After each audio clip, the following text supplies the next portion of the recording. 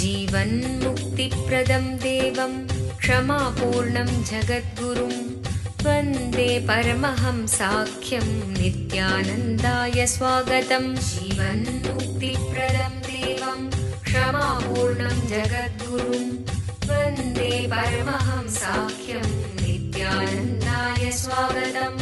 आनन्दानुभवास्वादं सर्वरोगनिवारकं वन्दे पापविनाशक्तं नित्यानन्दाय स्वागतम्। आनन्दानुभवास्वादं सर्वरोगनिवारकं वन्दे पापविनाशक्तं नित्यानन्दाय स्वागतम्। नित्यमुक्तं निर्विकल्पं ध्यानलोकप्रदीपकम्। பரமஹம்ச நித்யானந்தர் கோடிக்கணக்கான பக்தர்கள் வழிபடும் ஓர் ஆன்மீக சக்தி. ஆன்மீக இயக்கத்தை உலகமெங்கும் நிறுவி வழிநடத்தும் ஆன்மீக வழிகாட்டி. வேத கலாச்சாரத்திற்கு மறுமலர்ச்சியூட்டும் ஓர் முன்னோடி. ஆன்மீக நகரமாம் திருவண்ணாமலையில் அவதரித்த அவதார புருஷர். இவர் பிறவியால் ஒரு யோகி. ஆன்மீக ஆய்வு பயணங்களை துணிச்சலோடு மேற்கொள்ளும் நவீன கால குருநாதர். தெய்வீக ஆற்றலின் அடையாளம். கோடிக்கணக்கானவர்களுக்கு உத்வேகம் அளிக்கும் ஆனந்த சக்தி. யோக அறிவியலின் உள்ளார்ந்த சத்தியங்களை தம்முள் கண்டுணர்ந்த யோக புருஷர்.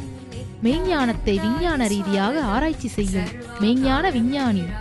ஞானமருளும் வாழும் குருநாதர். கோடிக்கணக்கான சீடர்களால் பின்பற்றப்படும் ஞான குரு. ஞான களஞ்சியம். ஆனந்தத்தை தம் சிரிப்பால் பகிரும் ஆன்மீக பேரலை. ஈடு இணையற்ற தீட்சை அளிக்கும் அவதார சக்தி. ஆனந்த வாழ்விற்கு தேவையான அனைத்து ஜீவன் முக்த சத்தியங்களையும் வெளிப்படுத்தும் சத்குருநாதர். வாருங்கள், உங்களால் மறக்க முடியாத ஆன்மீக அனுபூதியை பெறுங்கள். வேத வேதாந்த சம்வேத்யம் தேவதேவி ஸ்வரூபிணம் வந்தே வடபலாஷிஸ்தம் நித்யானந்தாய ஸ்வாகதம். அருணகிரீத்யாக்யம் த்வாம் மகாபாவ சுயோகினம் வந்தே பூர்ணாவதாரம் ஷம் நித்யானந்தாய ஸ்வாகதம்.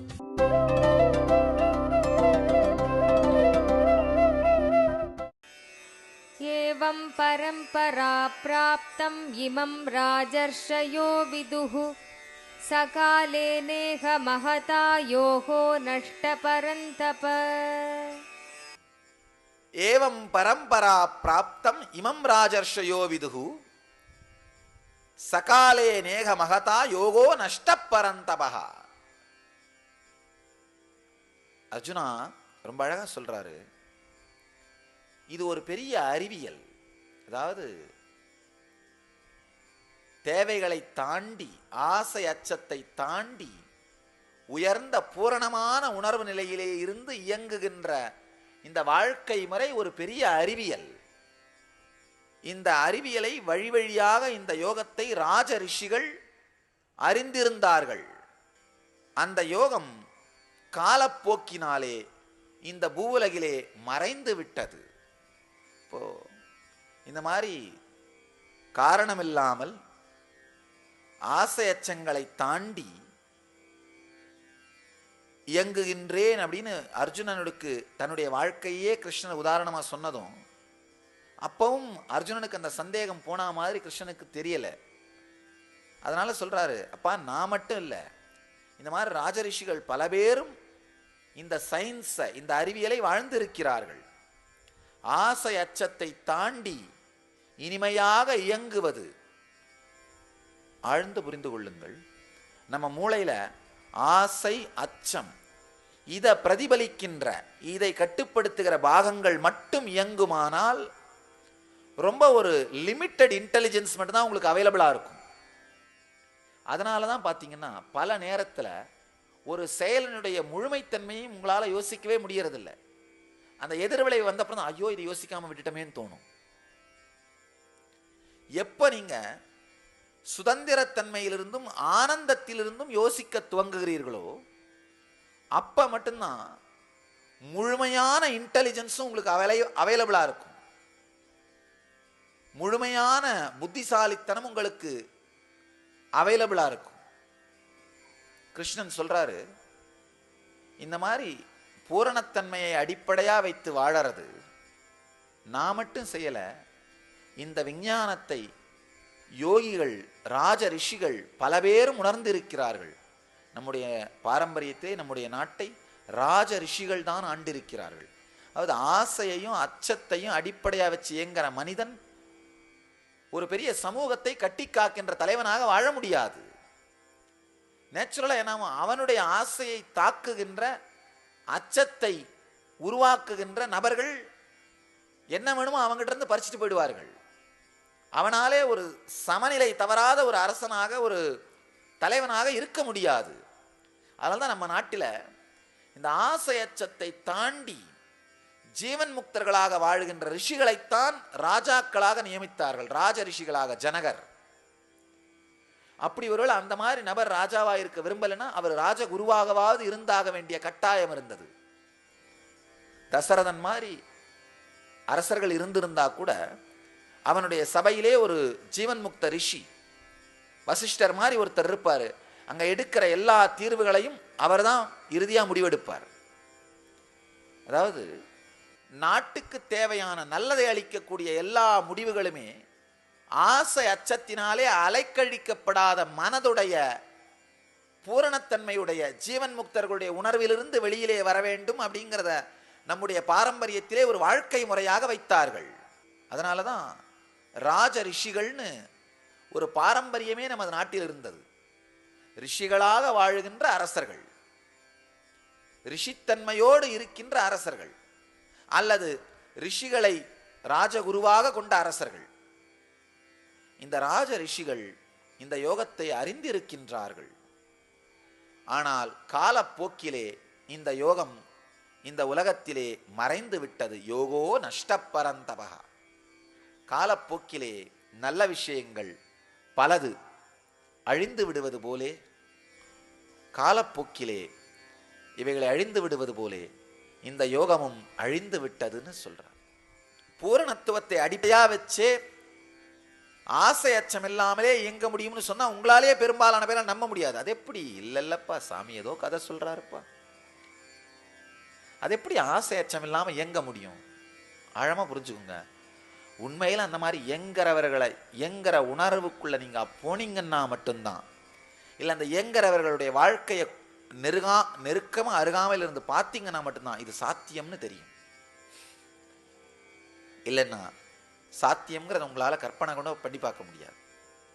உண்மையில் இது சாத்தியம், இது சத்தியம். ஆசை அச்சத்தை வைத்து இயங்குபவர்கள் அடிமைத்தன்மையோடு இயங்குபவர்கள், அதுல ஒன்றும் சந்தேகம் இல்லை. ஆனா சுதந்திரத்தன்மையை அடிப்படையாக வைத்து இயங்குபவர்கள், அப்பா இதனால ஒன்றும் இழந்துடவும் போறதில்லை, இல்லை வந்தாலும் ஒன்றும் அதனால பெருசா ஆயிர போறதில்லை. வந்தா ஓகே, வரலன்னா ஓகே. நாம கேட்போம், அப்ப ஏன் நம்ம இயங்கணும்? எனக்கு இனிமையா இருக்கு, சுதந்திரமா இருக்கு, சும்மா ஏன் உட்கார்ந்துருப்பானே, ஏதாவது சமூகத்துக்கு செய்வோம், நாம இருக்கிற உலகத்துக்கு ஏதாவது செய்வோம். நம்முடைய இயற்கை இயங்குகிற பழக்கம், ஏதாவது செய்வோம். இருக்கிற இன்டெலிஜென்ஸை வச்சு, இருக்கிற எனர்ஜியை வச்சு எதையாவது செய்வோம். அப்படிங்கிற சுதந்திரத்தன்மையிலிருந்து மீளாமல், சுதந்திரத்தன்மையிலிருந்து பிழறாமல், சுதந்திரத்தன்மையிலிருந்து தவறாமல், சுதந்திர உணர்வோடேயே இயங்குவது. ஆழ்ந்து புரிஞ்சுங்க. காலையில் எந்திரிச்ச உடனே முதல் எண்ணம் எந்த எண்ணமா உங்களுக்கு இருக்குன்னு யோசிங்க. முதல் எண்ணம் ஐயோ ஆஃபீஸுக்கு போகணுமே, இல்லைன்னா வேலை போயிடுமே அப்படின்ற பயத்தால் வெளியில் எந்திரிச்சிங்கன்னா பயத்தை அடிப்படையாக வைத்த மன அமைப்பு. இல்லை ஐயோ இதெல்லாம் செய்யணும், இதெல்லாம் செஞ்சாதான் வாழ்க்கை முழுமை அடையுன்ற ஆசையால் எந்திரிச்சிங்கன்னா ஆசையை சார்ந்த மன அமைப்பு. இந்த 2 நாள எதனால பெட்ல இருந்து வெளியில் வந்தீங்கன்னாலும் நீங்கள் அடிமைத்தன்மையிலே இருக்கிறீர்கள். அப்படி இல்லாம பூ மாதிரி ஒரு சுதந்திரத்தன்மையோடு திறந்தவுடன் ஆழ்ந்த ஒரு தெளிவோடு ஒரு குழந்தை உலகத்தை பார்ப்பதை போல இனிமையோடு திறந்து உங்களால் உலகத்தை பார்க்கவும், மிக தெளிவாக எழுந்து துள்ளலான உற்சாக உணர்வோடு உங்களால் உங்கள் காலையை துவக்க முடிந்தால் நீங்கள் ஜீவன் முக்தர்களாக வாழ்கிறீர்கள். நீங்க ஜீவன் முக்தர்களாக வாழ்கிறீர்களா இல்லையான்னு கண்டுபிடிக்கிறதுக்கு வேற எந்த டெஸ்ட்டும் வேணாம். காலையில எந்திரிச்ச உடனே உங்க மனநிலை எப்படி இருக்குன்னு பாருங்க. சுதந்திரமா நீங்க இயங்குறீங்களா, இல்ல பந்தத்தன்மையினாலே அடிமையாக இயங்குகிறீர்களா அப்படிங்கறத இதை வச்சு கண்டுபிடிச்சிடலாம். இது ஒரு பெரிய விஞ்ஞானம். கிருஷ்ணன் சொல்றாரு, அடைய வேண்டியதுக்கு ஒண்ணுமே இல்லை, எல்லாத்தையுமே அடைஞ்சு முடிச்சிட்டேன், ஆனா நான் இயங்குறேன் அப்படின்றாரு.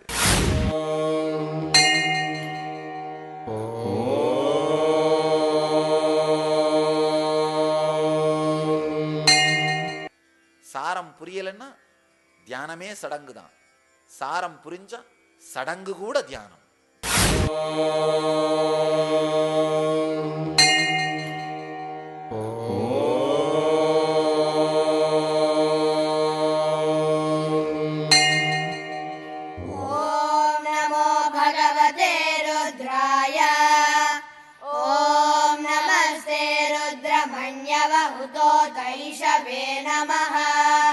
नमस्ते अस्तु धन्वने बाहुभ्यामुतते नमः।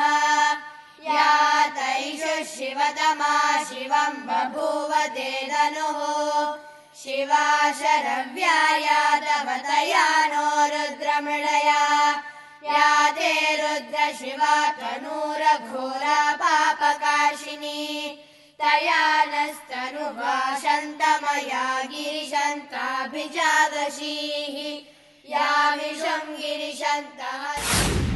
நமக்கெல்லாம் தோணலாம், நம்ம எல்லாருக்கும் பல பேருக்கு தோணும், எப்படியாவது ஒரு 10 கோடி லாட்டரியில் இருந்துச்சுன்னா அதோட அன்னையோட எல்லாத்தையும் மூட்டை கட்டி வச்சுட்டு வீட்டில் படுத்திருக்கலாமேன்னு.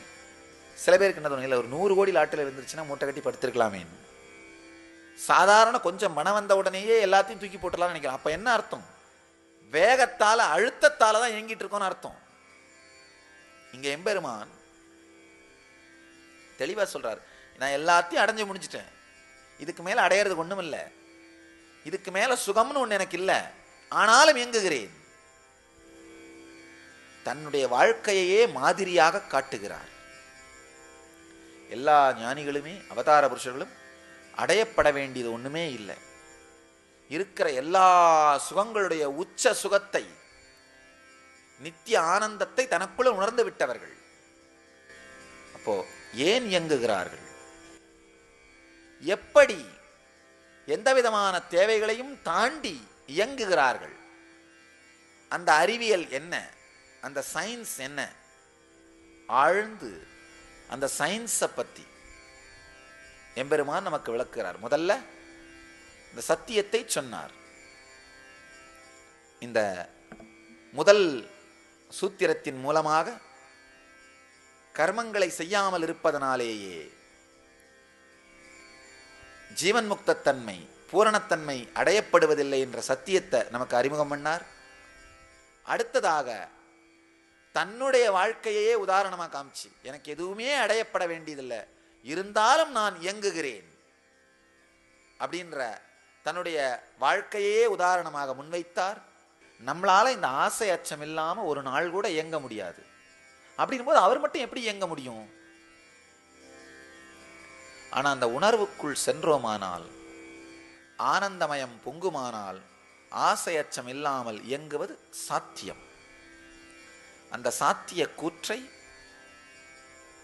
எம்பெருமான் தன்னுடைய வாழ்க்கையில் விளக்குவது மட்டுமல்லாமல் காலப்போக்கிலே அது மறைந்து விட்டதுன்னு சொல்றார். காலப்போக்கில் அது மறைந்து விடும். காரணம் என்னன்னா, ஆசை அச்சத்தை அடிப்படையா வச்சு இயங்கிறதுக்கு உங்களுக்கு அதிகமான இன்டெலிஜென்ஸ் தேவையில்லை. வெறுமனே மனசு எப்படி ஓடுதோ அப்படியே இயங்க வேண்டியதுதான். ஆசை வரும்போது அதை பூர்த்தி பண்றது, அச்சம் வரும்போது அதுக்காக பயந்து ஒதுங்கிறது. நீங்க விழிப்புற்று இருக்க வேண்டிய அவசியம் இல்லை. என்ன சொல்ல, தூங்கிக்கிட்டே கார்ல போற மாதிரி இது. உங்க இன்டெலிஜென்ஸ் விழிக்காமலே உங்க வாழ்க்கையே நடத்திட முடியும். ஆனா இந்த ஆசை அச்சத்தை தாண்டி பூரணத்தன்மையோட இயங்கியானா உங்க இன்டெலிஜென்ஸ் விழித்தாக வேண்டும். அந்த இன்டெலிஜென்ஸ் விழிப்பை, இன்டெலிஜென்ஸ் விழிச்சாங்கன்னா அவேர்னஸோட உட்காந்துருக்கணும். நீங்களே டிரைவ் பண்ற மாதிரி. நாம யாருமே நாமளே டிரைவ் பண்ண விரும்புறதில்லை. என்ன பண்றோம், டிரைவரை விட்டுட்டு நாம படுத்திருக்கலாம்னு நினைக்கிறோம். டிரைவர் தான் ஆசை அச்சம். அது பாட்டுக்கு அது வாழ்க்கையை நடத்தட்டும்பா, நாம நிம்மதியா படுத்திருக்கலாம். டிரைவரை ஓட்ட சொல்லிட்டு நீங்க தூங்கிட்டு போறது ஆசை அச்சத்தை உங்க வாழ்க்கையை ஏக்கம் சொல்லிட்டு உங்களை ஆன்ம உணர்வு தூங்கிடுறது.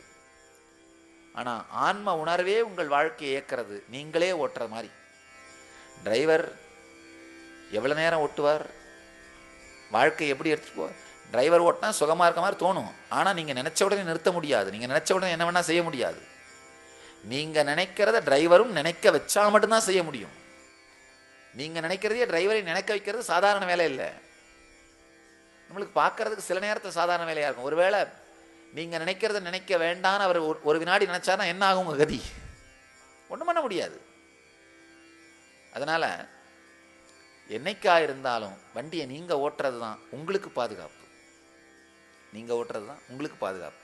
வண்டியிலாவது பரவாயில்ல, சில மணி நேரம் தான் உட்காரோம், ஆனால் வாழ்க்கை எப்போவுமே ஓடுறது.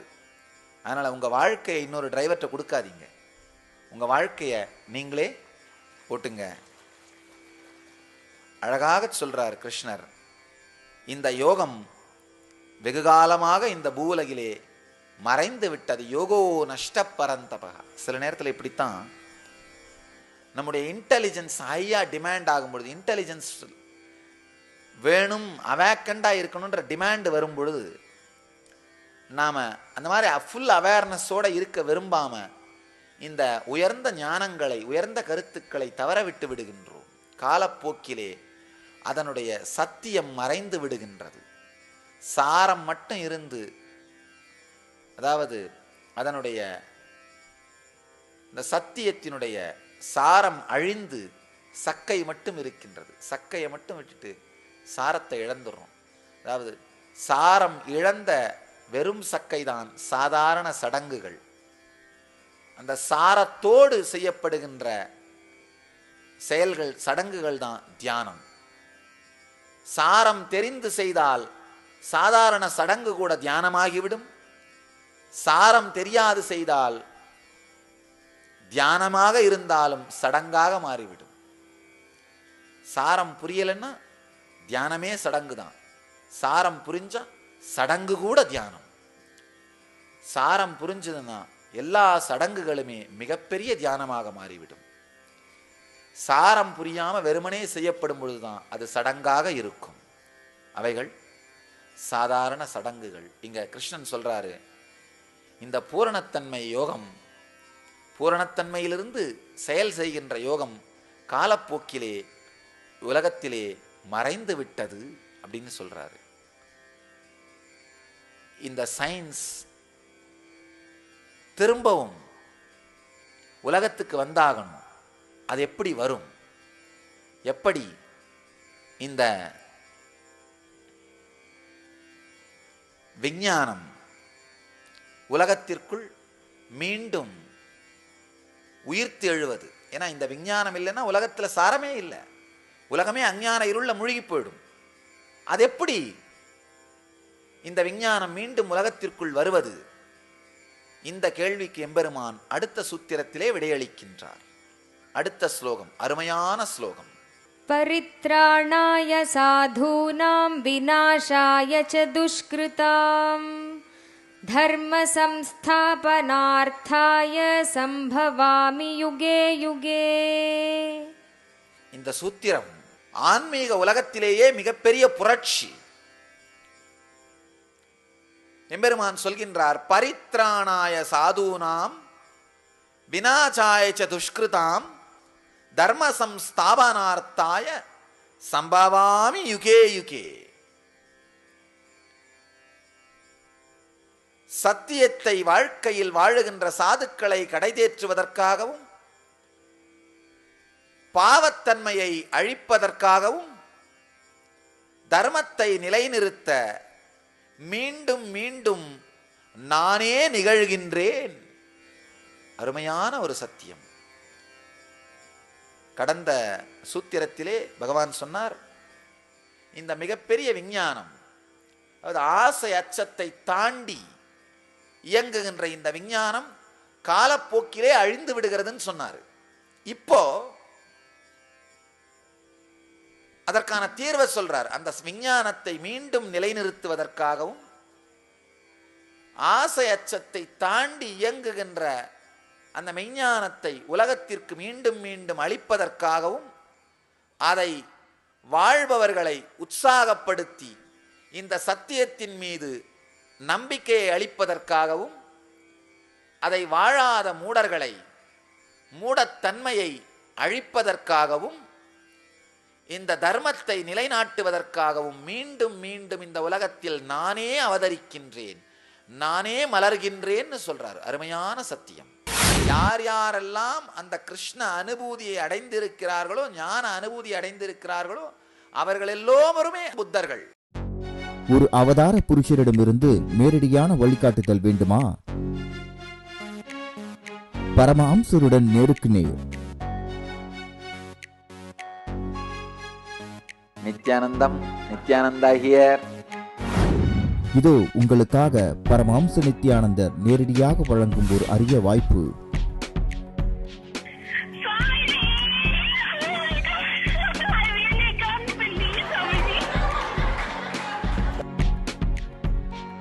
இருங்க இருங்க இருங்க, எங்கேயோ பார்த்த ஞாபகம்.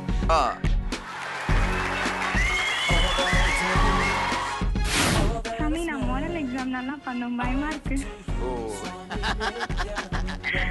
இதே தெரிஞ்சு நீ சக்சஸ் ஆக போற, நான் பாத்துக்கிறேன். ஆனந்தமா இருக்கும், ஆனந்தமா இருக்கு. உங்களுடைய எல்லா விதமான கேள்விகளுக்கும் பிரச்சனைகளுக்கும் பரமஹம்சர் தொலைபேசி மூலம் தீர்வுகளை அளிக்கின்றார். தினந்தோறும் காலை 8 மணி முதல். தொடர்பு கொள்ள வேண்டிய தொலைபேசி எண் 08027279999. நேரடி ஒளிபரப்பை காண ntv.nithyananda.org. சம்ஸ்கிருதத்துல சம்பவாமி யுகே யுகே அப்படின்னா என்ன சொல்றாருன்னா, நான் வருகிறேன்னு கூட சொல்லல அவரு, நான் நிகழ்கிறேன்னு சொல்றாரு. அப்படின்னா கிருஷ்ணன் அப்படிங்கிறது ஒரு சக்தி வெளிப்பாடு.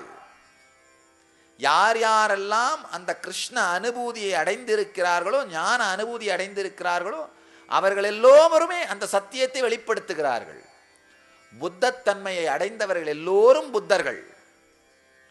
சிவத்தன்மையை அடைந்தவர்கள் எல்லோரும் சிவனுடைய வடிவங்கள். கிருஷ்ணனின் ஆனந்தத்தன்மையை அடைந்தவர்கள் எல்லோரும் கிருஷ்ணனின் வடிவங்கள். ரொம்ப அருமையான சூத்திரம். இந்த சூத்திரம் நம்முடைய வேத பாரம்பரியத்தின், இந்து தர்மத்தின் மிக முக்கியமான சூத்திரம். இந்த சமூகத்தை பற்றியும் மதங்களை பற்றியும் ஆராய்ச்சி செய்கின்ற ஒரு பெரிய ஒரு அறிவியல் வல்லுநர்கள் குழு 40க்கும் மேற்பட்ட பெரிய பெரிய சமூக அமைப்புகளை அவங்க ரிசர்ச் பண்ணியிருக்காங்க. அவங்க சொல்ற ஒரு முக்கியமான சத்தியம் என்னன்னா, எதிர்காலத்தில் மனித சமுதாயத்துக்கு கெடுதல் இல்லாத ஒரு மத அமைப்பும் மன அமைப்பும் ஆன்மீக அமைப்பும் வேணும்னா அது பல கடவுள்களையோ அல்லது எல்லா கடவுள்களையும் ஏற்றுக்கொள்ளக்கூடிய மத மன அமைப்பா மட்டும்தான் இருக்க முடியும்னு சொல்றாங்க. எதிர்காலத்தில் மனித குலத்துக்கு அமைதி வேணும்னா ஒரே வழி என்னன்னா, எங்களது மட்டும்தான் அப்படின்னு சொல்லாமல் எல்லாவற்றையும் அன்போடு அரவணைத்துக் கொள்ளுகின்ற சமூக அமைப்பினால மட்டும்தான் முடியும். அந்த விஞ்ஞானிகள் மிக தெளிவாக சொல்கிறார், அந்த மன அமைப்பு இந்தியாவில் இந்தியர்களுக்கு மட்டும்தான் இருக்குன்னு சொல்றார்கள்.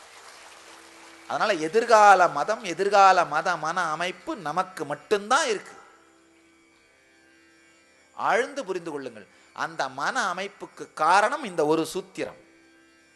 இதுல எம்பெருமான் சொல்லிடுறாரு, நான் மட்டும்தான் அவர் சொல்லவே இல்லை, தெளிவா சொல்றாரு. சாதுக்களை கடை தேற்றுவதற்காக, இந்த சத்தியத்தை உருவாக்குவதற்காக ரொம்ப அழகா சொல்றாரு. பரித்ராணாய சாதூனாம் விநாசாய சதுஷ்கிருதாம் தர்ம சம்ஸ்தாபனார்த்தாய சம்பவாமி யுகே யுகே. மீண்டும் மீண்டும் நானே மலருகின்றேன்னு சொல்லிடுறாரு. இன்னொரு முக்கியமான விஷயம், நானே வருகின்றேன்னு கூட அவர் சொல்லல, நான் மலருகின்றேன்னு சொல்றார், நான் நிகழ்கின்றேன்னு சொல்றார். சம்ஸ்கிருதத்தில் இந்த வார்த்தைக்கு எக்ஸாக்டா என்ன அர்த்தம்னா, சம்பவாமி யுகே யுகே அப்படின்னா என்ன சொல்ல வர்றாருன்னா, நான் நிகழ்கிறேன்னு சொல்றாரு, நான் வருகிறேன்னு சொல்லல. நான் வருகிறேன்னு சொல்லினா கூட என்ன பண்ணுவோம் நாம, ஒருவேளை அந்த மயில் தொகையை வச்சுக்கிட்டு அந்த புல்லாங்குழலை பிடிச்சிட்டு அந்த கோபியரோட அவரே அந்த மஞ்சள் உடைய உடுத்திட்டு வருவார்னு வெயிட் பண்ணிட்டு இருப்போம். பெரிய பிரச்சனை. அதனால்தான் அவர் என்ன சொல்றாரு, நானே வருவேன்னு கூட சொல்லல, நான் நிகழ்கிறேன் அப்படின்னா மிகப்பெரிய, அந்த வார்த்தைக்கு வருகிறேன்ற வார்த்தைக்கும் நிகழ்கிறேன்ற வார்த்தைக்கும் மிகப்பெரிய வித்தியாசம் இருக்கு. அவர் என்ன சொல்ல வர்றாருன்னா, நான் ஒரு சக்தி, அதனால பல உடல்கள் மூலமாக பல வடிவங்கள் மூலமாக மீண்டும் மீண்டும் இந்த சத்தியத்தை உலகத்திற்கு சொல்வதற்காக, இந்த தர்மத்தை உலகத்திற்கு நிலைநாட்டுவதற்காக, இந்த சக்தியை உலகத்திற்கு அளிப்பதற்காக நான் நிகழ்ந்து கொண்டே இருப்பேன்னு சொல்றார். ஃபியூச்சர்ல தொடர்ந்து இந்த அவதார புருஷர்கள் பூமியில் மலர்வார்கள், அவர்கள் மூலமாக என் சக்தி வெளிப்படும். அதாவது நானே அவதார புருஷர்களாக மீண்டும் மீண்டும் வந்து கொண்டே இருப்பேன்னு சொல்றார். அதனால தான் நம்முடைய வேத பாரம்பரியம் தான் லைவ் ஸ்ட்ரீம், லிவிங் ஸ்ட்ரீம். உயிரோடு இருக்கின்ற ஞான குருமார்களின் அவதார புருஷர்களின் வாழையடி வாழையென வந்து கொண்டே இருக்கின்ற அவதார புருஷர்களின் இடைவிடாத உடைபடாத அறுபடாத சங்கிலியாக தொடர்ந்து வந்து கொண்டிருக்கிற அவதார புருஷர்களின் மிக நீண்ட உயிருள்ள உயிர்த்தன்மை உடைய பரம்பரை நம்முடைய வேத பரம்பரை. ஆழ்ந்து பார்த்தோம்னா நம்முடைய பாரம்பரியத்தில் எந்த டெட்டான இன்ஸ்டிடியூஷன்ஸையுமே நாம் நம்புறதில்ல. நம்ம ஆன்மீகத்துக்காக ஏதோ ஒரு டெட்டான இன்ஸ்டிடியூஷன்ஸ் அப்ரோச் பண்றதில்ல. நம்முடைய தர்மத்தில் ஆர்கனைசேஷனே கிடையாது. யார் ஞானம் அடைகிறார்களோ, அவதார புருஷத்தன்மையை அடைகிறார்களோ, அவதார புருஷர்களாக இறங்கி வருகிறார்களோ, அந்த சத்தியத்தை அவர்கள் பகிர்ந்து கொள்கிறார்கள். அவங்க உடம்பை விட்ட பிறகு இன்னொரு அவதார புருஷர் வருகிறார், அவர் அந்த சத்தியத்தை பகிர்கிறார், மக்கள் அவரிடம் செல்கிறார்கள். நம்முடைய வேத பாரம்பரியத்தின் அமைப்பே இப்படித்தான். அதுதான் இந்த அமைப்புக்கான ஆதாரம் இந்த சூத்திரம். ஆசை அச்சத்தை வச்சு இயங்கினீங்கன்னாலே நீங்க என்ன வேலை செஞ்சாலும் அது தீவிரவாதம் தான். அதனால உங்களுக்கும் உலகத்துக்கும் துக்கம் தான் வரும். ஆனந்தத்தை வச்சு இயங்கினீங்கன்னா நீங்க என்ன வேலை செஞ்சாலும் அது சமூக சேவை. அதனால உங்களுக்கும் உலகத்துக்கும் நல்லது தான் வரும். நல்லா புரிஞ்சுக்குங்க. ஆசை அச்சத்தை சார்பாக வச்சு நீங்க சேவை பண்றதா நினைச்சு பண்ணா கூட அடிப்படையா பார்த்தீங்கன்னா அதுக்குள்ள வயலன்ஸும் வெஞ்சன்ஸும் தான் இருக்கும். ஒரு என்சிசி கிளாஸ்ல டீச்சர் சொல்றாரு, இன்னையிலிருந்து நீங்க எல்லாரும் ஒரு நல்ல வேலையை செஞ்சுட்டு வந்து எனக்கு பதில் சொல்லணும், ரிப்போர்ட் கொடுக்கணும்னு சொல்றாரு. மறுநாள் கிளாஸ்ல ஒவ்வொரு ஸ்டூடெண்ட்டாக எழுப்பி கேட்குறாரு. ஒருத்தன் ஒன்றொன்னா சொல்றான். நான் எங்கள் அம்மாவை இன்னைக்கு ஹாஸ்பிட்டலில் அழைச்சிட்டு போனேன், நான் எங்கள் அப்பாவுக்கு இன்னைக்கு உதவி பண்ணேன், என்னென்னோ சொல்கிறார்கள். ஒரு 3 ஸ்டூடெண்ட் நல்ல வெயிட்டாக இருக்கிற அந்த last bench students, last row students 3 பேர் எந்திரிச்சு நின்று, சார் இன்னைக்கு நாங்கள் 3 பேரை சேர்ந்து ஒரு வயசான பாட்டியை ரோடை கடக்கிறதுக்கு ஹெல்ப் பண்ணோம். இந்த டீச்சருக்கு ரொம்ப ஆச்சரியம். ஒரு வயசான பாட்டி ரோடை கடக்கிறதுக்கு 3 பேர் தேவையில்லையேப்பா, ஒருத்தர் ஹெல்ப் பண்ணால் போதுமே, 3 பேர் எதுக்கு, மீதி 2 பேர் மற்ற ஏதாவது நல்ல வேலை செஞ்சுருக்கலாமே. அவங்க சொல்கிறாங்க, இல்லை சார் அந்த பாட்டியை ரோடை கடக்க வைக்கிறதுக்கு 3 பேர் தேவைப்பட்டது சார். ஏன்னா அந்த அம்மா கடக்கவே மாட்டேங்கிறாங்க, கடக்க விரும்ப மாட்டேங்கிறாங்க. அப்படின்னா என்ன அர்த்தம்னா, தேவையில்லாத விருப்பமில்லாத இடத்திலே சேவை என்கின்ற பெயராலே நாம் செய்கின்ற செயல்கள் துக்கத்தை தான் ஏற்படுத்துகிறது. சேவை என்ற பெயரால கூட நாம செய்யற பல விஷயங்கள் துக்கத்தை தான் ஏற்படுத்துகிறது. ஏன்னா அங்க தேவை இருக்கா இல்லையானே பார்க்கறதில்ல, அங்க தேவை இருக்கா இல்லையானே பார்க்கறதில்ல. பெரிய பிரச்சனையே அதுதான். ஆழ்ந்து புரிந்து கொள்ளுங்கள். பூரணத்தன்மையிலிருந்து செய்யப்படுகின்ற செயல்கள் நமக்கும் நல்லதை அளிக்கும், உலகத்திற்கும் நல்லதை அளிக்கும். அந்த அறிவியலை மீண்டும் உலகத்திலே நிலைநிறுத்துவதற்காகவும் அதை கடைபிடிக்கின்ற மக்களுக்கு நம்பிக்கையை அளிப்பதற்காகவும் தன்னுடைய சக்தி வெளிப்பாட்டின் மூலம் நம்பிக்கை அளிப்பது. நல்லா புரிஞ்சுங்க. ஒரு அவதார புருஷன் ஒரு சத்தியத்தை உங்களுக்கு சொல்றாருன்னா அதை நீங்கள் செய்யும் பொழுது உங்கள் வாழ்க்கையிலே எல்லா நல்லவைகளையும் செய்ய வைப்பதும் எந்த கெடுதலையும் நடக்காமல் பாதுகாப்பதும் அவருடைய பொறுப்பு. அதற்கான சக்தியோடு இறங்கி வந்து சத்தியத்தை வெளிப்படுத்துபவர்கள் தான் அவதார புருஷர்கள். அந்த சத்தியத்தை கடைபிடிப்பவர்களுடைய வாழ்க்கையிலே நம்பிக்கையை கொடுக்கின்ற சக்தியோடு வந்து நம்பிக்கையை அளித்து அதை அழிக்க நினைக்கின்ற துஷ்டர்களுடைய துஷ்டத்தன்மையை ஒழித்து, துஷ்டர்களையே ஒழிக்கிறார்னா அவர்கள் மனிதர்களையே ஒழிக்கிறார்னு அர்த்தம் இல்லை. சில நேரத்தில் அந்த துஷ்டத்தன்மையை ஒழிக்கிறார். துஷ்டத்தன்மை அளவுக்கு மீறி அந்த மனிதருக்குள்ள போய் 100% துஷ்டத்தன்மையாவே இருந்தானா வேற வழி இல்லாமல் என்ன பண்ண வேண்டியதா இருக்கு, துஷ்டர்களையும் சேர்த்து ஒழிக்கும். பெரும்பாலான நேரங்களில் துஷ்டத்தன்மையை மட்டும் ஒழித்து இந்த சத்தியத்தை நிலைநிறுத்துவதற்காக யுகம்தோறும் நானே நிகழ்கிறேன் அப்படின்னு எம்பெருமான் இந்த கீதையிலே உறுதியளிக்கின்றார். மீண்டும் மீண்டும் ஒவ்வொரு புது புது யுகம் மலரும் பொழுதும் தானே இந்த சத்தியங்களை நிலைநிறுத்துவதற்காக வெளிப்படுகின்றார். ஆழ்ந்து புரிஞ்சுக்கோங்க. இந்த சத்தியம் உங்களுக்குள் மலருமானால், இந்த தெளிவு ஏற்படுமானால், நேரடியாக நம்முடைய குருநாதரோடு ஆழ்ந்த அன்பும் இனிமையான உறவும் ஏற்பட்டுவிடும். ஏன்னா இந்த சத்தியத்தை நிலைநாட்டுவதற்காக வெளிப்படுகின்ற அவதார புருஷர்கள் மக்களிடம் இந்த சத்தியத்தை பகிர்ந்து கொள்வதற்கு, மக்களுக்கு அவர்கள் மீது இருக்க வேண்டிய விதர்க்கத்தையும் இவர்களுக்கு மக்கள் மீது இருக்க வேண்டிய கருணையையும் இந்த சூத்திரம் மிக தெளிவாக உருவாக்குகின்றது. அந்த விதர்க்கத்தை உருவாக்கும் அருமையான சூத்திரம் இது. ஆழ்ந்து புரிந்து கொள்ளுங்கள். இந்த சத்தியத்தை நிலைநாட்டவும், இதை வாழுகின்ற சாதுக்களின் வாழ்க்கையில் மிகப்பெரிய நம்பிக்கையை அளித்து அவர்களை கடைத்தேற்றவும், அவர்களுக்கு ஜீவன் முக்தியை அளிக்கவும், இதை வாழாத துஷ்டர்களுடைய துஷ்டத்தன்மையை அழிக்கவும், இந்த தர்மத்தை நிலைநாட்டுவதற்காகவும் யுகந்தோறும் நானே நிகழ்கின்றேன். இந்த ஆழ்ந்த சத்தியத்தை உள்வாங்கி இந்த அவதார புருஷர்கள் வெளிப்படும் பொழுது அவர்கள் வெளிப்படுத்துகின்ற சத்தியங்களை எடுத்து இந்த வாழ்க்கையில் கடைபிடிக்க துவங்குங்கள். நல்லா புரிஞ்சுக்கோங்க. ஒரு லாயர் தன்னை லாயர்னு சொல்லிக்கிறது ஒன்றும் அகங்காரத்தால் பெருமையால் இல்லை. அவரை இன்ட்ரோடியூஸ் பண்ணிக்கிட்டாருனா தான் அவர் சொல்கிற கருத்துக்களை நீங்கள் கடைபிடிப்பீர்கள். அந்த லீகல் ஒப்பீனியனை வாழ்வீங்க. ஒரு டாக்டர் தன்னை டாக்டர்னு சொல்லிட்டா அது ஒன்றும் பெருமை இல்லை.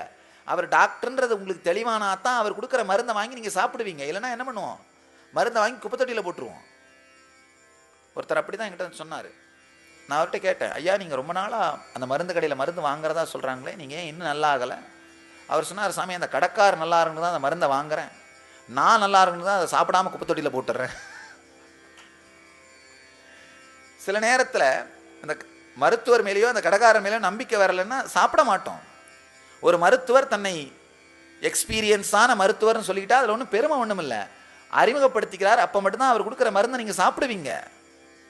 அதே மாதிரி எம்பெருமான் ஸ்ரீகிருஷ்ணன் தன்னை அவதார புருஷன் இங்கே சொல்லிக்கிறது பெருமை ஒன்றும் இல்லை. அவர் அறிமுகப்படுத்திக்கிட்டா மட்டும்தான் அவர் கொடுக்கின்ற சத்தியத்தை நீங்கள் வாழுவீர்கள், கடைபிடிப்பீர்கள். அதனால் ஆழ்ந்து தெரிந்து கொள்ளுங்கள். அகங்காரத்தாலோ அல்லது கர்வத்தினாலோ பெருமைக்காகவோ இந்த சத்தியம் சொல்லப்படவில்லை. நீங்கள் இந்த சத்தியங்களை வாழ வேண்டும் என்பதற்காக. நல்லா புரிஞ்சுக்கோங்க. நம்ம தர்மத்தில் உங்களை கடவுளாக மாற்றுவதற்காக மட்டும்தான் ஞான குருமார்கள் தங்களை கடவுள் சக்தியாக காட்டுகிறார்கள். வேற ஒண்ணுமே இல்லை. அவங்க அந்த சத்தியங்களை அவர்கள் கடவுள் சக்தியை வெளிப்படுத்தும் பொழுதுதான் நீங்கள் கடவுள் தன்மைக்குள் நுழைய ஆரம்பிப்பீர்கள். சில நேரத்தில் என்ன பக்தர்கள் கேட்கறது உண்டு, ஏன் சாமி நீங்கள் இந்த ஹீல் பண்ணுறது, மக்களுக்கு இந்த சக்தி விளையாட்டை ஏன் செய்கிறீர்கள்னு. அது வேற ஒன்றும் இல்லை. சக்தி விளையாட்டு சில நேரத்தில் நடந்தாதான் இந்த சத்தியங்களை அவர்கள் வாழ்க்கையிலே உள்வாங்குகிறார்கள். அதுக்காக தான், வேற ஒன்றும் கிடையாது. இதில் சுய பெருமைக்காக அல்ல, பெருமையாகவோ கர்வத்திற்காகவோ எதுவுமே நடத்தப்படவில்லை, தேவையும் இல்லை. அதனால் கர்வத்திற்காகவோ அல்லது பெருமைக்காகவோ இது சொல்லப்படவில்லை. ஆழ்ந்து புரிந்து கொள்ளுங்கள். நான் சொல்லுகின்ற இந்த உள்ளுலக விஞ்ஞானத்தை நீங்கள் உள்வாங்க வேண்டும் என்பதற்காகவும் அதை நீங்கள் வாழ வேண்டும் என்பதற்காகவும் நான் கொடுத்து கொள்ளுகின்ற அறிமுகம்தான் இது. கிருஷ்ணனாகட்டும், நான் சொல்லும் பொழுது இந்த வார்த்தைகளாகட்டும், இது அறிமுகம்தானே தவிர வேறொன்னும் இது அகங்காரத்திற்காகவோ அல்லது கர்வத்திற்காகவோ சொல்லப்படுகின்ற வார்த்தை அல்ல. அதனால் ஆழ்ந்து புரிந்து கொள்ளுங்கள். கிருஷ்ணன் வாழுகின்ற அந்த உணர்வு நிலையை அடைந்ததனால், அந்த உணர்வு நிலையை வாழ்வதினால்தான் அதே உணர்ந்த சத்தியத்தை உங்களோடு பகிர்ந்து கொள்ளுகின்றேன். அந்த சக்தியின் வெளிப்பாட்டை உங்களோடு பகிர்ந்து கொள்ளுகின்றேன். அவர் கூறுகின்ற இந்த உள்ளுலக விஞ்ஞானத்தை உங்கள் வாழ்க்கையின் பாகமாக மாற்றுங்கள். அதற்காகத்தான் இந்த அறிமுகமே தவிர, அதற்காக சொல்லப்படுகின்ற சத்தியமே தவிர இது அகங்காரத்திற்காகவோ கர்வத்திற்காகவோ சொல்லப்படுவது இல்லை. அடுத்து எம்பெருமான் தன்னுடைய வாழ்க்கையை உதாரணமாய் காட்டி தன்னுடைய ஐடென்டிட்டியை வெளிப்படுத்தி தன்னுடைய ஐடி கார்டை காமிக்கிறார். இப்பதான் தன்னுடைய விசிட்டிங் கார்டை காமிக்கிறார் பகவான். தன்னுடைய ஐடென்டிட்டியை வெளிப்படுத்தி, உதாரணத்துக்கு ஒரு ஆஃபீஸர் வந்தார்னா உங்களை என்கொயர் பண்ணுறது முன்னாடி, உங்களுக்கு அட்வைஸ் பண்ணுறது முன்னாடி அவருடைய ஐடி கார்டை அவர் காமிச்சாகணும், ஐடென்டிட்டி கார்டை காமிச்சாகணும். தன்னுடைய ஐடென்டிட்டியை அந்த மாதிரி பகவான் நிரூபிக்கிறார். தன்னுடைய ஐடியை காமிக்கிறார். அட்வைஸ் பண்ணுறது முன்னாடி ஐடியை காமிக்கிறார். தன்னுடைய ஐடென்டிட்டியை நிரூபிச்சுட்டு முதல்ல சத்தியத்தை அறிமுகம் செய்தார். பிறகு தன்னுடைய வாழ்க்கையை உதாரணமாக காட்டினார். பிறகு எப்படி அந்த சத்தியம் அழிந்தது என்று சொன்னார். அதற்கு பிறகு தன்னுடைய ஐடியை நிரூபிக்கிறார், தன்னுடைய ஐடென்டிட்டியை நிரூபிக்கிறார். இப்பொழுது சத்தியத்திற்குள் மிக தெளிவாக நுழைந்து அதை நம் முன் திறந்து வைக்கின்றார். அடுத்த ஸ்லோகத்தில் யத்ருச்சாலாபசந்துஷ்டோ த்வந்த்வாதீதோ விமத்சரஹ சமசித்தாவசித்தௌ ச கிருத்வாபி ந நிபத்யதே. யத்ருச்சாலாபசந்துஷ்டோ த்வந்த்வாதீதோ விமத்சரஹ சமசித்தாவசித்தௌ ச கிருத்வாபி ந நிபத்யதே. அருமையான சூத்திரம், ஆழ்ந்து புரிந்து கொள்ளுங்கள். இதுவரைக்கும் இந்த 4 சுலகமுமே 4 சூத்திரமுமே அறிமுகம் தான். இப்பதான் எம்பெருமான் அந்த சத்தியத்தை திறந்து வைக்கின்றார். டெக்னிக்கை இப்பதான் கொடுக்கிறார். நீங்க நினைக்கலாம், இதுக்கு ஏன் சாமி 4 ஸ்லோகம் சொன்னார்னு. நல்லா தெரிஞ்சுக்கோங்க. சில நேரத்தில் நேரடியா அந்த டெக்னிக்கை கொடுத்தோம்னா, ஓ இவ்வளவுதானா, சரி விடு. மக்களுக்கு அதை கடைபிடிக்கின்ற அளவுக்கு கூட உற்சாகம் இல்லாமல் போய்விடுகின்றது. அதனாலதான் அதனுடைய பலாபலன்கள், லாப நஷ்டங்கள், முன்னுரையை மிக தெளிவாக சொல்ல வேண்டி இருக்கின்றது. யத்ருச்சா லாப சந்துஷ்டோ த்வந்த்வாதீதோ விமத்சரஹ சமசித்தாவசித்தௌ ச கிருத்வாபி ந நிபத்யதே. தானாகவே கிடைத்ததில் எப்பொழுதும் மகிழ்ச்சி உள்ளவனாகவும் பொறாமை அற்றவனாகவும் மகிழ்ச்சி துயரம் இவைகளுக்கு அப்பாற்பட்ட ஆனந்தத்திலே நிலை பெற்றவனாகவும் காரியங்களின் பலன்களுக்கு அப்பாற்பட்டவனாகவும் சமபாவனையுடனும் உள்ளவன் என்ன செயல் செய்தாலும் அதனால் கட்டுப்படுத்தப்படாத ஜீவன் முக்த நிலையில் வாழ்கிறான். ஆழ்ந்து புரிஞ்சுங்க. இப்பதான் பகவான் டெக்னிக் கொடுக்கிறார். அந்த ஜீவன் முக்த விஞ்ஞானம். அவர் சொல்ற ஆசை அச்சங்களை கடந்து செயல்களை செய்வது. அதாவது ஜீவன் முக்த தன்மைக்கு பல பரிமாணங்கள் உண்டு. அதுல முக்கியமான பரிமாணம் ஆசை அச்சத்தை தாண்டி ஆனந்தமாக இயங்குவது. இந்த ஜீவன் முக்த நிலையிலிருந்து செயலை செய்கின்ற அந்த ஆனந்தத்திலிருந்து நம்மை நிலை தடுமாறச் செய்கின்ற மிக பெரிய விரோதி பொறாமை. வாழும் ஞானி பரமஹம்ச நித்யானந்தர் வழங்கும் கல்பத்தரு முழுநாள் தியான அனுபவ முகாம். கல்பத்தருவில் நீங்கள் பெறும் மனவளம், தீட்சையினால் உயிர்ப்பிக்கப்படும் குண்டலினி சக்தியின் அளப்பரிய ஆற்றலால் உலக அளவில் மனிதர்களை தாக்கும் மனோரீதியான நோய்களான மன அழுத்தம், மனச்சோர்வு, தூக்கமின்மை, பயம் மற்றும் பயத்தாக்குதல் ஆகிய பிரச்சனைகள் 100% குணமடைகிறது என்பது மருத்துவ ரீதியாக நிரூபிக்கப்பட்டுள்ளது. கல்பத்தரு தியான முகாமில் இந்த அதிசயத்தின் ஆழமான அனுபவத்துளி உங்களுக்குள்ளும் நிகழ்கின்றது.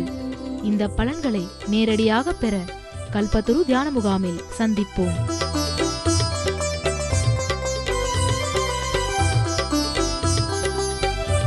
மேலும் விவரங்களுக்கு நித்யானந்த தியான பீடம், நித்யானந்தபுரி, கிரிவலப்பாதை, திருவண்ணாமலை. தொலைபேசி எண்கள் 7200003311, 7200003322, www.nityananda.org. ஏன் பகவான் இவ்வளவு நீளமான அறிமுகத்தை கொடுக்கிறார்னா, அந்த சத்தியத்திலே ஆழ்ந்த விருப்பம் இல்லாதவர்கள் இதை தெரிந்து கொள்ள வேண்டாம்ன்றதுக்காக தான் விருப்பம் இல்லாதால் தானா இவ்வளவு நேரம் உட்காந்து கேட்க மாட்டார்கள். என்ன பண்ணுவாங்க, கொஞ்சம் நேரம் கழிச்சு சரி போதும்பா நமக்கு விகித தெரிஞ்சிருச்சு. விருப்பம் இருக்கிறவர்களுக்கு மட்டும் இந்த சத்தியம் சென்று சேரட்டும் தான் ஆழமான அறிமுகத்திற்கு பிறகு சத்தியத்தை திறக்கிறார். முதல் சூத்திரத்தினுடைய இந்த முதல் பாகம், இந்த மூன்றும் தான் ஆழமான நுட்பம். என்ன சொல்றாரு? யத்ருச்சா லாப சந்துஷ்டோ, தானாக தன்னை சுற்றி நிகழ்வதிலே ஆனந்தப்படுபவன். பரவாயில்லப்பா, இன்னைக்கு காலையில் இது வந்திருக்கா, நல்லது, வரட்டும். அடுத்தது வந்திருக்கா, வரட்டும்.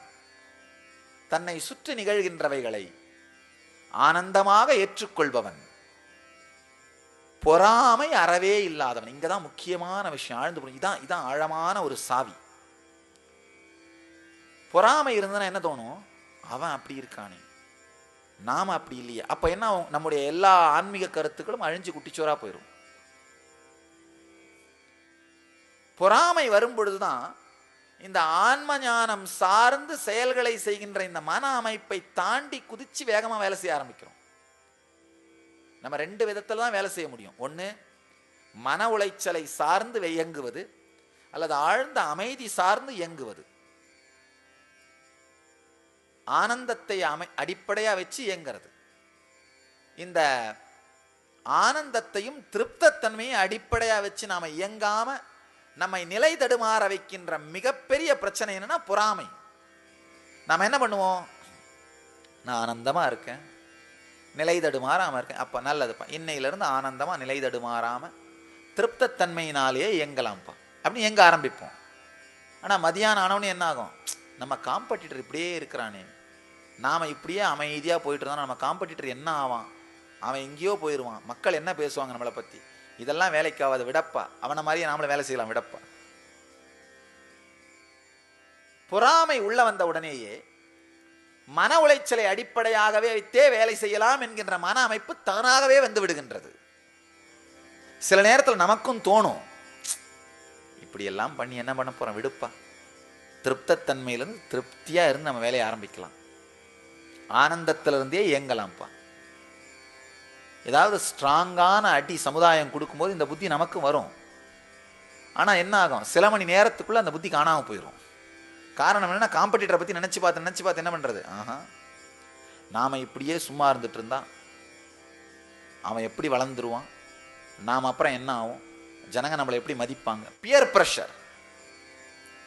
இந்த பியர் ப்ரெஷர் தான் நம்மை நிலை தடுமாறச் செய்கின்ற, இந்த ஜீவன் முக்த நிலையிலிருந்து செயலை செய்கின்ற அந்த ஆனந்தத்திலிருந்து நம்மை நிலை தடுமாறச் செய்கின்ற மிகப்பெரிய விரோதி பொறாமை.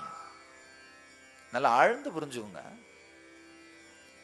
பொறாமை சார்ந்து மன உளைச்சல் சார்ந்து வேலை பண்ணீங்கன்னா சில நேரத்தில் சமூகத்தில் சக்சஸ் வரும் தான், ஆனால் வாழ்ந்தோங்கிற திருப்தி இல்லாமல் செத்து போவோம். காரணம் என்னன்னா, நாம நமக்கு என்ன வேணுமோ அதை வாழ்ந்திருக்க மாட்டோம், மற்றவங்கெல்லாம் எப்படி வாடுறாங்களோ அதை மாதிரியே வாழ்ந்திருப்போம். பக்கத்து வீட்டுக்காரர் வீட்டுக்கு ஏசி போட்டால் நம்ம வீட்டில் திடீர்னு டெம்பரேச்சர் ஜாஸ்தி ஆகிடும், வீட்டில் இருக்க முடியாது. வீட்டம்மா வேக வேகமாக விசிறி வீசுவாங்க. என்னன்னு கேட்டிங்கன்னா, தெரியலையா பக்கத்து வீட்டுக்காரர் ஏசி போட்டிருக்காரு 10 நாளாக பார்க்கலையா அப்படின்னா என்ன அர்த்தம்? நீ தான் இருக்கியே, எதுக்கு லாயக்கு? இதெல்லாம் நாம சொல்லாமலே சொல்லப்படுற வார்த்தைன்னு தெரிஞ்சுக்கணும்.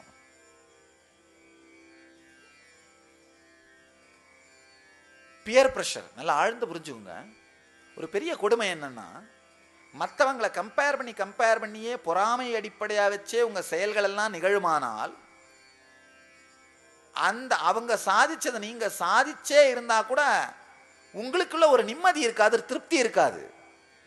அவர் வாங்கிட்டாருன்றதுக்காக நீங்களும் பணத்தை சேர்த்து ஒரு பென்ஸ் காரை வாங்கிடுவீங்க. அதை ஓட்டிட்டு இருக்கும்போது இது என்னடா ஒன்றும் பெருசா ஒன்றும் இல்லையே, அந்த கார் இந்த கார் ஒரு மாதிரி தான் இருக்கு, இதுக்கு போயா இந்த பாடுபட்டோம், அந்த அம்மா போட்டிருக்காங்களே ஒரு நகையன்னு பார்த்து நாமளும் வயிறறிஞ்சு என்ன பண்ணுவோம், எப்படியாவது தேடி கண்டுபிடிச்சு அந்த மாதிரி ஒன்றை வாங்கி மாட்டிடுவோம். மாட்டின அப்புறம் தான் ஒன்றும் பெருசா ஒன்றும் இது ஒன்றும் இருக்கா மாதிரி தெரியலையே. சில நேரத்தில் பொறாமை நம்முடைய வாழ்க்கையிலே நம்மை எடுக்க வைக்கின்ற முடிவுகள் ரொம்ப காஸ்ட்லியான முடிவுகளா இருக்கு. ரொம்ப காஸ்ட்லியான முடிவுங்களா இருக்கு. அதுதான் பெரிய பிரச்சனை. சில நேரத்தில் சில எளிமையான பொறாமைக்காக அவங்க செஞ்சதை நாமளும் செய்யணுன்றதாக 10-20 ஆண்டுகள் உழைச்சி சாதிச்சு முடிப்போம். முடிச்சப்புறம் தான் அந்த பொறாமை வெறுமையா மாறிடும். ஐயோ செஞ்சுட்டேன் கரெக்ட் தான், ஆனால் இதனால என்ன ஆச்சுன்னு எனக்கே புரியலையே, எனக்கு இது திருப்தி கொடுத்த மாதிரி தெரியலையே. நல்லா புரிஞ்சுக்குங்க, உங்களுடைய ஆசைகளை நீங்கள் வாழ்ந்தீர்களானால் அது சாதாரண ஆசையாக இருந்தாலும் திருப்தியை அளிக்கும். ஆனால் மற்றவர்களுடைய ஆசைகளை நீங்கள் வாழ்வீர்களானால் அது எப்பேற்பட்ட ஆசையாக இருந்தாலும் நீங்கள் அதை பூர்த்தி பண்ணிட்டீங்கன்னாலும் துக்கத்தை தான் அளிக்கும். ஆசைகளே தவறில்லை, உங்க ஆசையா இருந்தா வாழறதுக்கு முன்னாடியும் அது இன்ஸ்பிரேஷனை கொடுக்கும், அடைஞ்ச பிறகும் திருப்தியை கொடுக்கும். மற்றவங்களை பார்த்து பொறாமையினால உங்களுக்கு வந்த ஆசையா இருந்தா அதை அடையிறதுக்கு முன்னாடியும் எரிச்சலா இருக்கும், அடைஞ்ச பிறகும் வெறுமையா இருக்கும். இதுதான் ஆசையினுடைய அறிவியல்.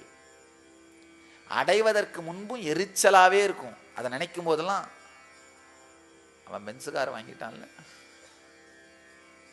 அவன் இதை செஞ்சுட்டான் இல்லை. சில நேரத்தில் நாங்கள் அந்த எரிச்சல் அதிகமாகி நம்மளால சாதிக்க முடியலன்னா சரி நாம பண்ணலன்னா பரவாயில்ல, அவங்ககிட்ட இருக்க தேவை எடுத்துரு போதும். நாம அடையணும்னு நினைக்கிறது ஒன்று, சரி நாம அடைய முடியலாம் என்ன பண்ணு, அவங்ககிட்ட இருக்க தேவை எடுத்துரு, 2 பேரும் ஒன்னா ஒரு லெவல்ல இருக்கலாம். கொடுமை.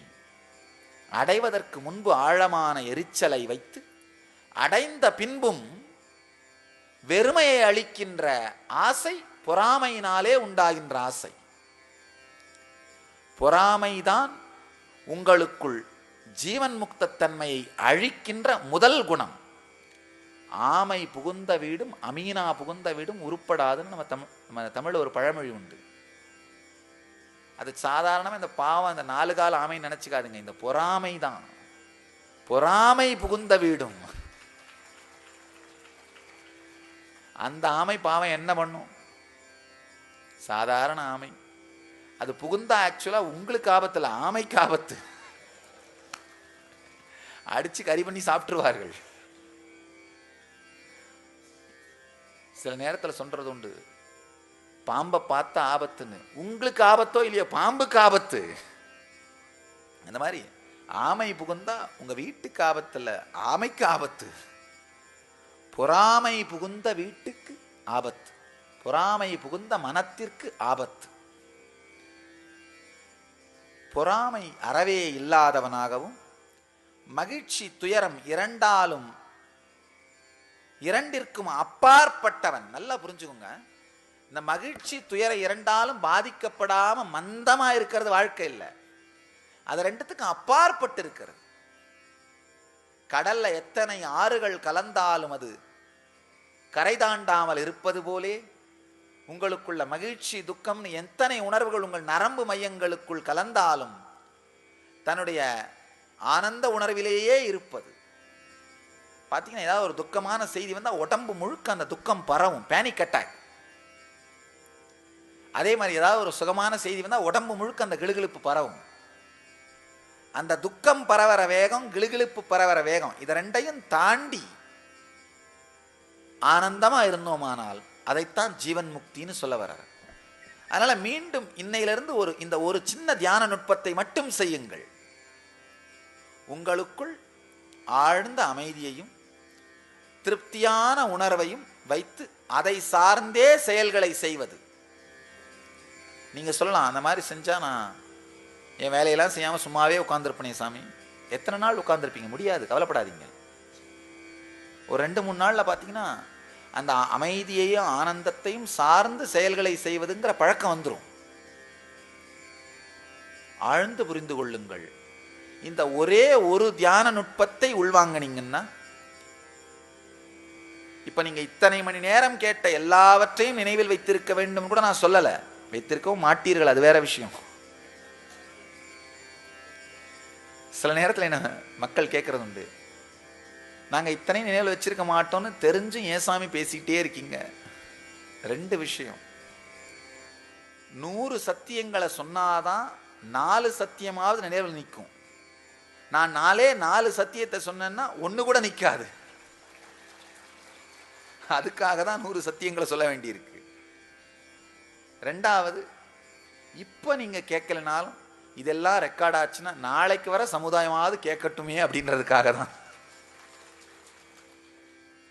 இந்த ஒரே ஒரு சத்தியத்தை உள்வாங்கினீர்களால் கூட போதுமானது. இதுதான் சாரம். இன்றிலிருந்து துக்கத்தாலே உங்க நரம்பு மண்டலத்தில் ஏற்படுற அலை, சுகத்தாலே ஏற்படுற அலை, இது ரெண்டையும் தாண்டி தள்ளி நின்று பார்த்து ஆழ்ந்த அமைதியிலிருந்து, திருப்தி உணர்விலிருந்து உங்களுடைய செயல்களை செய்யுங்கள். அந்த திருப்தி உணர்வு போயிருச்சுன்னா திரும்பவும் அந்த மன உளைச்சல் அடிப்படையாக வச்சு வேக வேகமாக பரபரன்னு அந்த எரிச்சலோட வேலை செய்ய ஆரம்பிச்சிட்டிங்கன்னா நிறுத்துங்க. நிறுத்தி ஒரு 5 நிமிஷம் அமைதிக்கு எடுத்துட்டு வாங்க. இப்போ என்ன பண்ணிட்டு இருக்கேன்? மொத்தமாக நான் என்ன பண்ணனாலும் வாழ்க்கையில் அமைதி ஆனந்தமும் தானே சாரம். அது இப்போ எனக்கு இருக்கா? இப்போ இல்லை அப்படின்னா அதுக்கு அப்புறம் மட்டும் எப்படி வந்துடும்? நம்ம மனசு சொல்லும், இல்லை இல்லை இப்போ இல்லை, கரெக்டு தான், ஆனால் இந்த செயலையெல்லாம் நீ வேக வேகமாக செஞ்சுட்டு அப்புறமா வந்துடும். வராது. சின்ன வயசில் அந்த 14-15 வயசில் தான் இந்த பரபரப்பு உணர்வு ஆரம்பிக்கும். வாழ்க்கையில் இந்த வெறுமை தட்டும். நம்ம மனசு என்ன சொல்லும்? இல்லை இல்லை படித்து முடிச்சிட்டோம்னா நம்ம சுதந்திரம் ஆகிடுவோம், வாழ்க்கையே லைஃபே செட்டில் ஆகிடும். படித்து முடிச்சோன்னே இல்லை இல்லை ஒரு வேலை கிடச்சிச்சின்னா லைஃபே செட்டில் ஆகிடும், அது வரைக்கும் பரபரன்னு வேலை செஞ்சிடலாம். வேலை கிடச்ச உடனே ஒரு நல்ல பொண்ணாக பார்த்து கல்யாணம் பண்ணிட்டு செட்டில் ஆகிட்டோன்னா லைஃபே செட்டில் ஆகிடும், அது வரைக்கும் எப்படியாவது பரபரன்னு இருந்துடலாம். கல்யாணம் ஆனோடனே உங்களுக்கு தெரியும், இல்லை ஒரு வீடு கட்டி காரெல்லாம் வாங்கி செட்டில் ஆகிட்டோன்னா வாழ்க்கை செட்டில் ஆகிடும், அது வரைக்கும் பரபரன்னு கொஞ்சம் வேலை செஞ்சிடலாம். ஒரு வீட்டை கட்டி காரை வாங்கி கொஞ்சம் பணம் சம்பாரிச்சிட்டோம்னா இல்லை இல்லை ஒரு குழந்தை பிறந்து ஃபேமிலி செட்டில் ஆயிடுச்சுன்னா லைஃப் செட்டில் ஆகிடும். குழந்தை பிறந்தோடனே 1000 ஆகட்டும், பையன் படிச்சுட்டானா லைஃபே செட்டில் ஆகிடும். பையன் படித்து முடிச்சப்புறம் என்னதான் இருந்தாலும் அவனுக்கு ஒரு கல்யாணம் பண்ணி வச்சுட்டானா லைஃபே செட்டில் ஆகிடும். அவனுக்கு கல்யாணம் பண்ணி முடிச்சப்புறம் ஒரு பேரம்பேத்தி பிறந்துருச்சுன்னா என் லைஃபே செட்டில் ஆயிடுச்சு. அப்படியே ஈஸி சேரில் படுத்துட்டு அந்த குழந்தைங்களை கொஞ்சிட்டு காலத்தை தள்ளிடுவேன். நல்லா பாருங்க, சுடுகாட்டில் போய் செட்டில் ஆகிற வரைக்கும் லைஃப் செட்டில் ஆகிறதே இல்லை. அதனால தெரிஞ்சுக்கோங்க, லைஃப் செட்டில் ஆகணும்னா இந்த வினாடி நீங்க செட்டில் பண்ணிக்கிட்டா தான் உண்டு. இப்போ அமைதி இல்லை தான், ஆனால் நாளைக்கு வந்துடும் அப்படின்னு நம்பினீங்கன்னா அது சுத்தமான முட்டாள்தனம். வராது. இப்போ இல்லாத அமைதி நாளைக்கு மட்டும் எப்படி வந்துடும்? ஏன்னா நாளை அப்படிங்கிறது இன்று அப்படிங்கிற தாய்க்கு பிறக்கிற குழந்தை தான் நாளை. இன்றுங்கிற தாயின் கர்ப்பத்திலே இருந்து பிறக்கின்ற குழந்தை நாளை. இன்று அப்படிங்கிற தாயின் கர்ப்பத்துக்குள்ளே அமைதி இல்லைன்னா அதுல இருந்து பிறக்கிற நாளைன்ற குழந்தைக்கு எப்படி அமைதி வந்துடும்? வராது. அதனால இந்த நுட்பத்தை உள்வாங்குங்கள்.